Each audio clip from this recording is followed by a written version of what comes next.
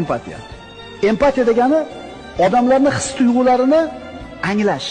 Ya'ni xijolat olayotganini bilib turasiz. Chunki kitob o'qisangiz 20 ta personaj bo'lsa bir romanda, har bittasini ichki kechinmalarini yozuvchi yozib o'tadi. Bitta kitob o'qisangiz yigit 20 ta odamni rolida o'ynaysiz.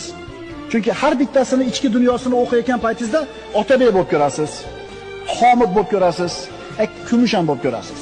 Boyaga Shaytanatni o'qing. Asad degan bo'lib ko'rasiz, Xongirey bo'lib ko'rasiz. Har bittasini kallasiga ichiga kirib chiqasiz. Tushunyapsizmi nima degani bu? Kinosini ko'rganingizda devor bo'lib shunday o'tirasiz. Mana shunday qilib o'tirasiz, bo'ldi. Ichki kechinmalarni bera olmaydi. Yigitlar, pasikret aytaman.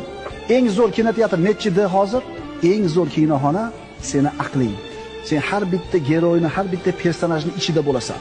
Xongireyda fikr qilasan. Chuvrindiga fikr qilasan. Kesse palvonga fikr qilasan.